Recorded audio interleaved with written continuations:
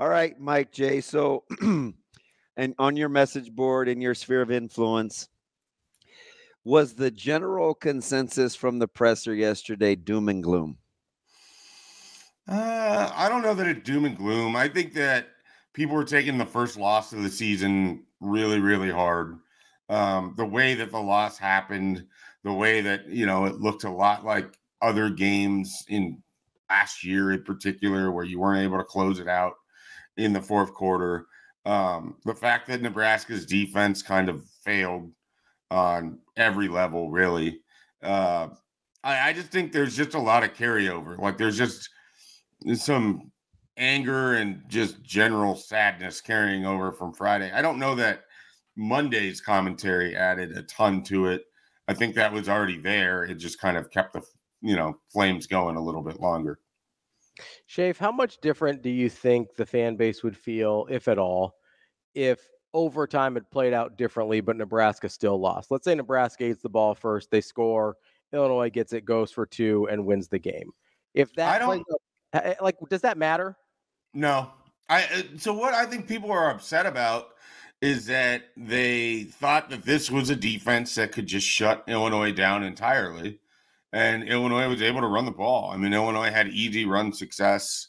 Illinois' offensive coordinator, I thought, had a tremendous game keeping Nebraska off balance. It felt like when Nebraska thought a run was coming, they were getting hit with a pass. When Nebraska thought it was going to be a pass, it was a quick handoff, and they were able to steal 5-6 yards. I mean, it just – I think the anger sort of extends from how the defense isn't how people perceived it to be, at least for 1 week, which is more of where I'm at with it. And then I think there's also just we heard all summer how special teams could be a problem for Nebraska. And then you have your backup kicker isn't able to make that field goal. Your punter kicks it to the wrong side of the field. Your coverage unit can't cover on that first, initial kickoff. Like there's just all these little things. I do think there's some real, people are tired of being bad at special teams, and this has been going on for some time now. So I think that festers into it as well. Illinois, even if Nebraska had won that game, it was going to be they're not as good as we think they are conversation, instead of a, hey man, they escaped with a win when they didn't play well. Like that's how I view Friday. I view Friday as a game where Nebraska didn't really play well in 2 out of 3 phases and still had a chance to win, and was just, an outstretched throw from Luke Lindenmeyer being up 7 in the fourth quarter against an Illinois team that's ranked, that's probably, to me, top half of the Big Ten, and came in with a better game plan. I mean, so it was, it's a deal where I think people just kind of want to be in their fields a little bit on it. I kind of like that term. That was my tweet this morning to start the show. A little Inside Out too. Can't wait till Huddy's over here rocking Little Kid movie. Schaefer, you're going to be a genius like me. Listen, a lot to aspire to.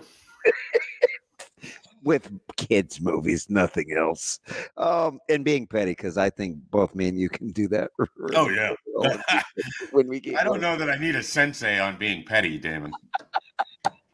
Well, I have one sitting next to me, so I give him a lot of credit. What I do. But listen, so Schaefer, are you surprised or not surprised, or thought it would be more? Because we just heard 2 of the 3 phases. Yet offensively, I think running the ball, or at least vision with running the ball, coupled with run blocking, a little pass pro, a little careless in the pocket with the ball. Some guys open offensively.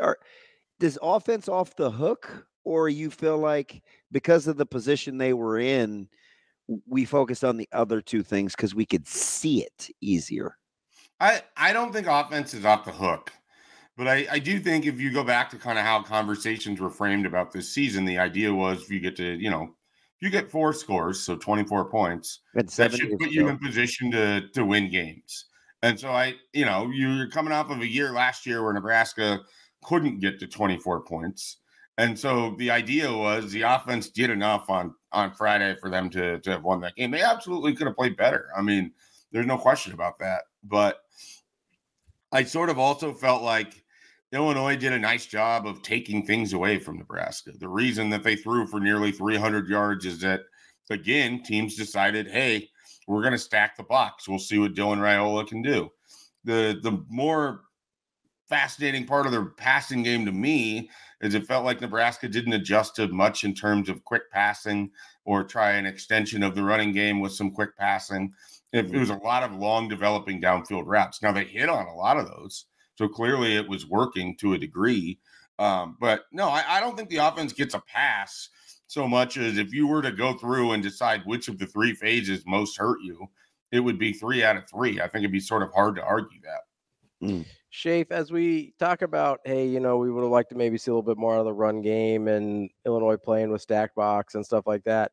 How much do we have to consider, okay, Micah Mazuka's not playing, Turner Corcoran gets injured early. Like, are we not talking about the offensive line enough in terms of who was actually able to be out there? I think in part, no one wants to have that conversation. I mean, you already knew what Turner Corcoran was going to be at left tackle. Like, I don't know that personnel was why Nebraska struggled to run the ball so much on Friday. I don't know that, if you had your exact set 5 that you wanted out there, that you were going to run for an additional 50 yards or whatever it would be. Wait, so do we think Turner Corcoran's a good player or not? Because I think we go back and forth. What did we settle on today? I mean, I've been pretty consistent with I don't think he's a left tackle. Okay. So, okay. I mean, we'll start there. I'll put it this way.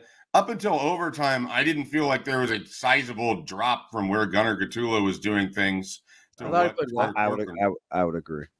So, I don't want to sit here and dump on Turner Corcoran. I think he's being asked to do something that for the 5th year in a row that just isn't part of what his skill set really allows to be. But I thought Gunnar Gatula played fine. So to me, it wasn't personnel. There's a lot of people that feel like Micah Mazuka could have really helped Nebraska in that game. And I do think that there's an argument to be made that he's one of their best run blockers.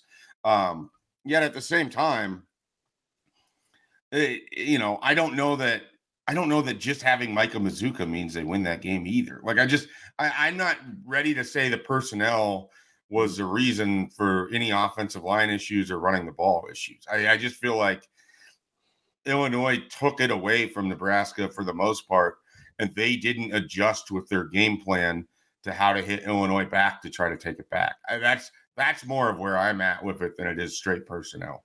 So, Schaefer, excuse me, maybe there's something to you doing your job versus your personal kind of what that Mike J. Schaefer believes, or maybe they're the same. Is there something about when you listen to either press conferences or explanations where you feel some type of way, where the coaches give credit to the opponent or they focus on what they can do better? Do you have a slant that you gravitate towards, or like your listening ear? I don't know. That's a good question. That would be a self-analysis that would require me to go through a lot of scenarios. Someone from the outside would have a better job of pegging which direction I go with it than I think I could internally. I mean, I try to match up what I see with my eyes with the explanation that comes with the coaches, with the understanding that across the field, they're trying to win the football game too. They have good players too. They have good coaches too. They are going to put you in positions where you're going to have to respond to it. And sometimes Nebraska's response is going to be good. Sometimes Nebraska's response is going to be bad. And you take all that information and you weigh it up, and, out comes your analysis and what you saw, what you think, everything else. I mean, I don't feel like Nebraska played a particularly good game on Friday. I don't feel like that's symbolic of the team that they were the first few weeks of the season or the team that they could be going forward. I don't think this loss is the sort of thing that has to beat them over and over and over, but I do think there are some long-term questions that come out of it, specifically with, coaching and a few other things, game management. I mean, Nebraska under Matt Rule, and just using his 2 seasons so far, has been a very bad fourth quarter team. He wants to be a good fourth quarter team. He desperately wants to be a good fourth quarter team. How do they get there? How do you get to that point? Now, they've got a better offense for doing it. Last year, I felt like that was more of their issue than anything else. But we saw, just like against Maryland, just like against Wisconsin, just like against Iowa, the defense didn't get off the field when it has to get off the field. You're up 24-17 in the second half. Jake, did it seem, excuse me, do you remember thinking to yourself at any point during that game that for 2.5 quarters, Illinois' offense only scored 3 points? I do. I was the guy in my message board thread trying to calm other people down that were claiming that this was, the 2012 Big Ten championship game. Like, there was a long stretch there where Illinois only scored 3 points. I had Michael Severe on my kind of reaction show on Sunday, and we sort of went back and forth on that. I thought Nebraska controlled a large portion of that game.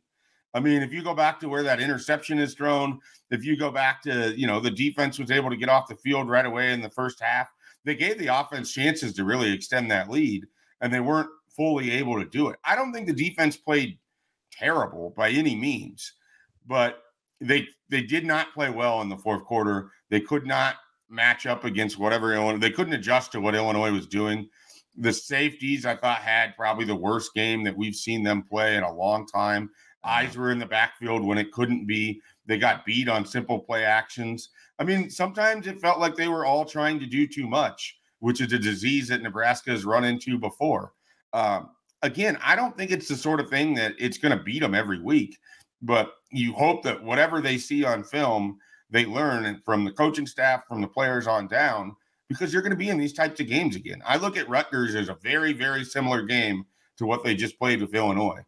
How can Nebraska come out on top against Rutgers in 2 weeks is a really big question to me. And I'm not trying to look past Purdue, but I think Nebraska's got a few of these games coming up. How do you keep from losing them? That's where I'm at with it. Schaefer, this sounds kind of weird because I'm typically not a guy that's going to say, well, if this, I'm not kind of a revisionist guy, but Nebraska was 4-4 in the red zone. They scored 3 touchdowns. And we were talking about points per possession, and analytics guys talk about finishing rate. Do you look at this any differently going forward, warts and all, if they hang on to a 50-50 ball or just hit an open guy like Luke Lindemeyer?